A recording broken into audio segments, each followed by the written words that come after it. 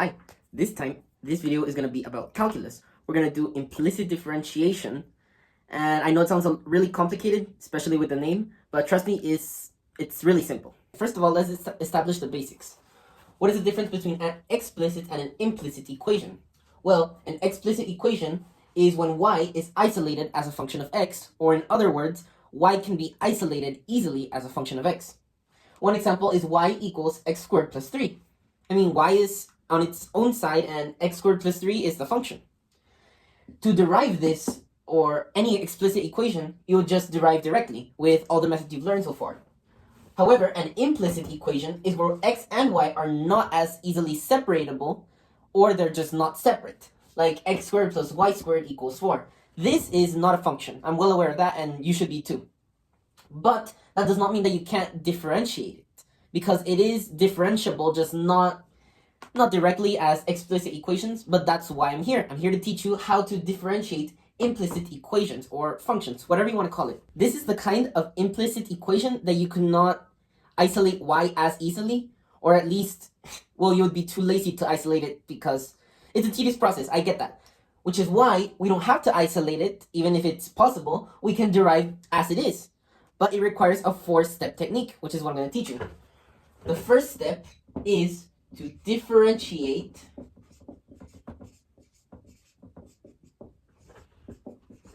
all terms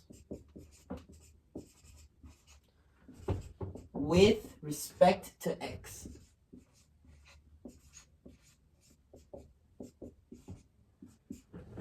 But how do we do that? Some of these terms don't even have an x.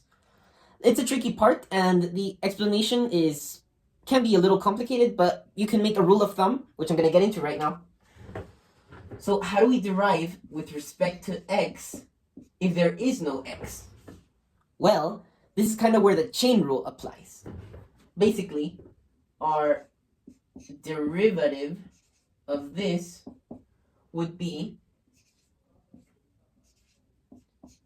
the derivative with respect to y of y squared times dy dx with respect to x. Now, we don't know the derivative with respect to x, but we're assuming that y squared is a function with respect to x. So, now that you know this, what do we do? Well, we derive y squared as you normally would, the power rule, 2y. But what is dy dx with respect to x? We don't know, so we're just going to leave it like this. Now, the rule of thumb, if it doesn't have an x, always put times dy dx. Always. Now that we understand that, we can start differentiating every single term. So, this would be 2y dy dx.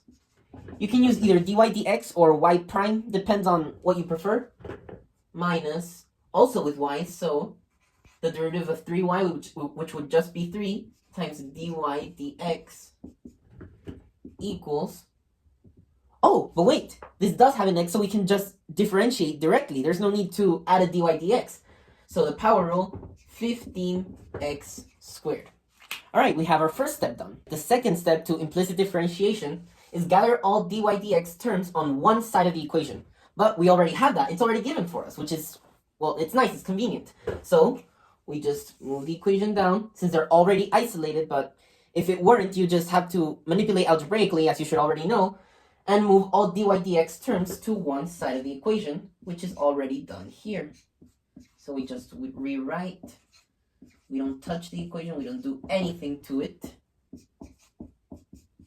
And that's our second step. Step 3 of this technique is to factor out dy dx. Now remember, there's two different, we'll call them signs for now.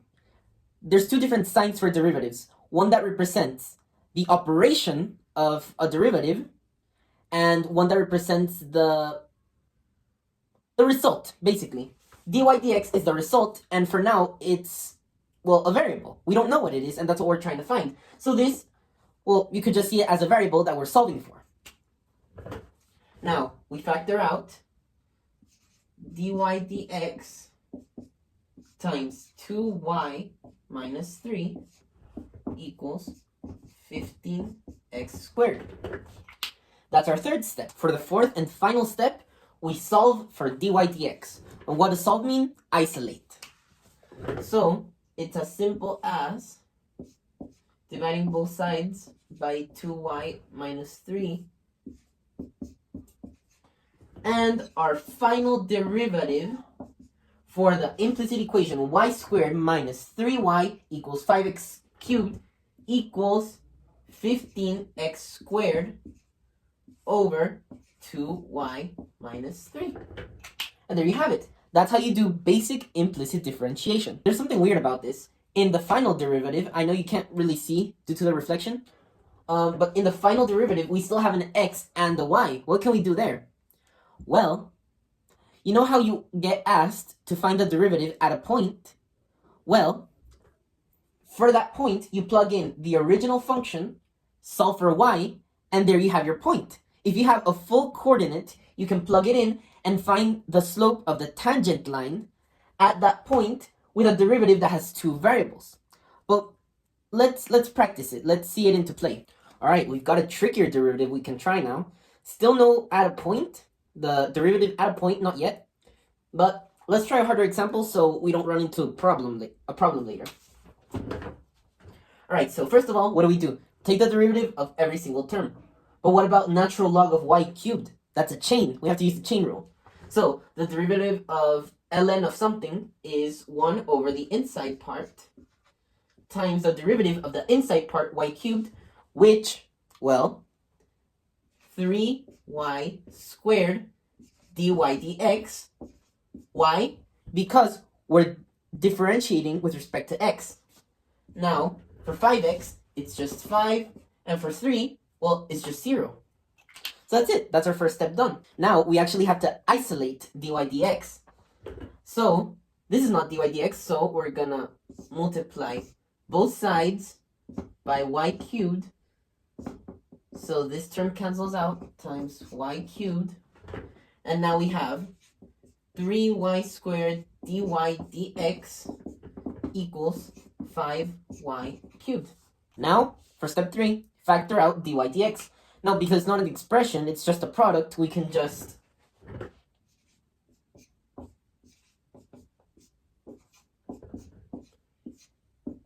write it separately instead of together. So, it's at least a little clearer for whoever's grading your work that you're separating dy dx from 3y squared. Now, for the last and final step, solve for dy dx. So our final derivative would be dy dx equals 5y cubed over 3y squared. But wait, we can simplify this, right? Yeah. Can be simplified to just 5y over 3. And there you have it. That's our final derivative. All right, here we have a really ugly one. Y equals x plus cosine of xy at x equals 0. So we're being tasked to finding the derivative at x equals 0. But we have a small problem. Our derivative could have both variables included. So what do we do then? Well, before we start differentiating, we have to find f of 0. What y value does the function have, or the equation in this case, when x equals 0? So first of all, before we start differentiating, let's plug in 0. So if x equals 0, then y equals 0 plus cosine of 0 times y. Now this is easy, because anything times 0 is just 0. So it doesn't matter what y is. Y equals, and this doesn't do anything, so the cosine of 0. Cosine of 0, your unit circle is 1. So y equals 1. Now this is very valuable information, because now we can actually change the question. Instead of x equals 0, we can write at 0, 1. Now we have the exact point of the tangent line, where the tangent line is going to touch the function, or the equation in this case. And if our derivative is going to have both x and y, we're just preparing just in case, we can plug in both without needing to find f of 0 later. All right, now that we got ourselves a point, we can start finding the derivative without having to worry if one of the variables, well, we don't know it, because now we know both. So let's find the derivative. The derivative of y with respect to x is 1 times dy dx, so just dy dx equals the derivative of x is just 1. Now here we have a chain rule and the product rule, so let's start with the chain. Cosine is negative sine, so negative sine of xy times, and now we have the product, which would be the derivative of x times y, which would be, let's see, just be y plus x dy dx.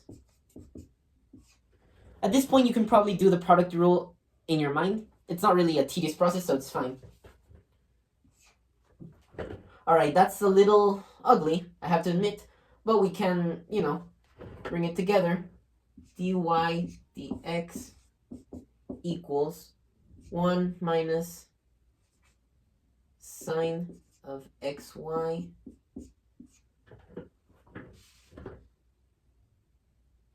times y plus x dy dx. What we can do here is distribute the sign into these two terms. So let's do that. Dy dx equals 1 minus sine of x times y is just y sine of xy. Let's see. Minus, because this was in parentheses, x sine of xy times dy dx. It's strange, I know, but we tend to leave dy dx at the end, just so, we don't create anything. Now that we have this ugly thing, we have to put the dy dx's together. All right, so what we would do here is dy dx plus x sine of xy times dy dx equals 1 minus y sine of xy. Wow, that's a big monster. I'm just gonna erase this and put this at the very top. Now we're only missing 2 steps. Factor out the dy dx first. So we're gonna do dy dx times 1, because remember it was 1 times dy dx, plus x sine of xy equals 1 minus y sine of xy. And now we have it. Just divide both sides by 1 plus x sine of xy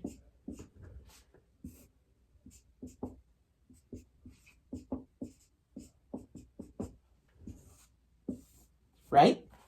And we have our final result, finally, equals 1 minus y sine of xy all over 1 plus x sine of xy. That was a really long derivative, but we're missing something. All right, we're almost done. But remember that we were given a point at the very beginning? First of all, it said it was at x equals 0. But then we found f of 0 and we got 1. So now that we have a point and our derivative has, in fact, 2 variables, we can find the derivative at this exact point at 0, 1. So let's do that. Let's just plug in. So y minus y equals 1. So 1 sine of xy. 0 times 1 is just 0 over 1 plus x equals 0. Oh, but wait. If 0 times sine of something, that's just 0. Doesn't matter what sine is, it's going to be 0. So what do? Just put 1. And let's erase this 1 because, well, it doesn't really matter. So the sine of 0, well, what is it? It's 0, if you know your unit circle. So 1 minus 0 is just 1, and 1 over 1 is 1. Now you have the derivative at this point of this monstrosity. After all of our hard work with this derivative, we can confidently say that f prime of 0, or the derivative at x equals 0, equals 1. That's the slope of the tangent line at the point 0, comma 1. We did it. Now for one last example, our technically last example. Find the tangent line of x squared plus y squared equals 4 at x equals 1. What it's asking here is for the equation of the tangent line. So, after everything we've learned so far, let's start. First of all, x equals 1, not enough information. We need the y value. So, let's solve for y. We have 1 squared plus y squared equals 4. That's just 1, so we can remove the squared. Isolate y squared.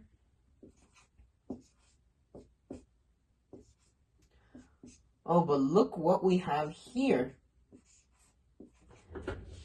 There's 2 points where we need to find the tangent line because it's a plus or minus. That's simple enough. So now that we know that the y value at x equals 1 is plus or minus square root of 3, we can write at 1, comma, plus or minus the square root of 3. And we're going to find it for both. Time for the derivative of this. Remember, first, everything was with respect to x. So 2x plus 2y dy dx equals 0. Isolate the dy dx.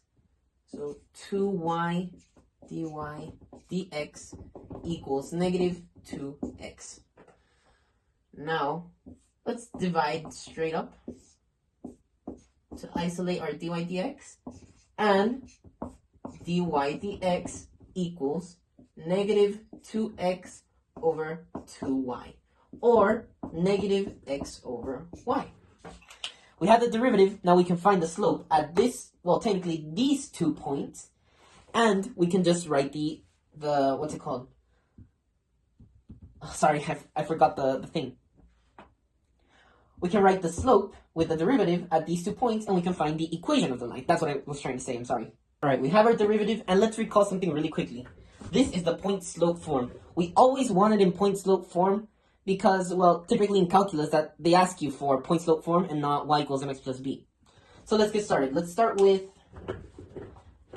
at 1, comma, positive square root 3. Let's find the slope first. So dy dx equals negative 1 over root 3. Oh, but it was as simple as that. We have the slope. Now, literally just plug in the points.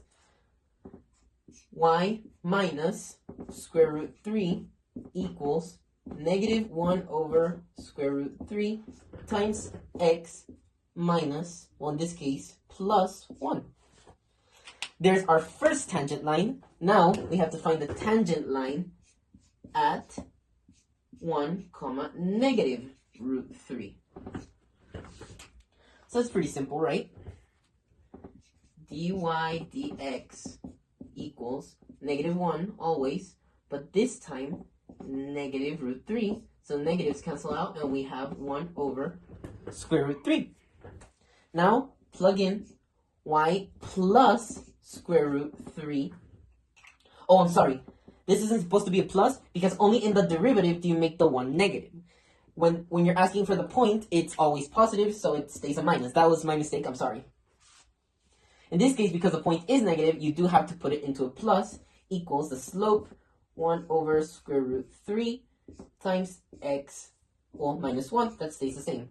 And now we have our 2 tangent lines.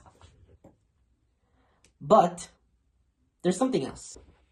Notice anything different about this?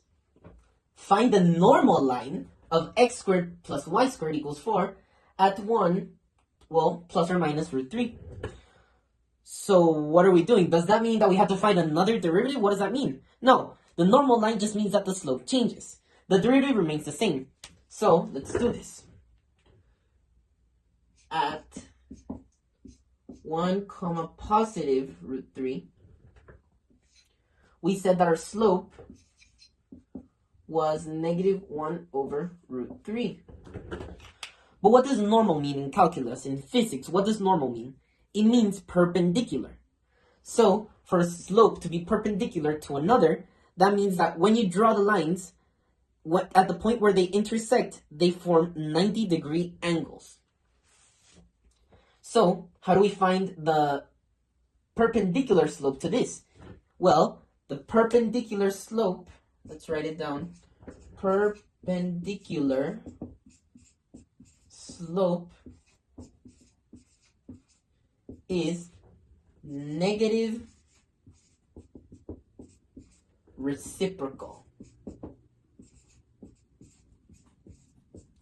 That should be written down in stone because sometimes they will ask you to find the normal line instead of the tangent line. So, what do we do here? Negative, well, it's already negative, so it would be positive, the perpendicular slope. And the reciprocal, that means we just flip these two. So that mu m would be square root 3. So what now? Do we need to do the negative reciprocal of the points too? No, it's just the slope. The normal line means you only find the negative reciprocal of the slope. The points stay the same, nothing changes.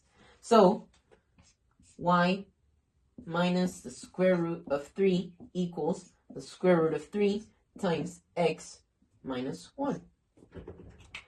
Now, what if it were for negative root 3? Well, the slope for that, let's erase this, was positive 1 over root 3. If it was positive, if it's negative reciprocal, we turn it into negative, and we just flip it as usual, so the slope at 1 comma negative root 3 would be negative root 3. That's the slope at that point. So, this would be plus root 3 this time equals negative root 3 times x minus 1. And that's it. Remember, perpendicular slope is the negative reciprocal of the original slope. And yeah, that's it for implicit differentiation.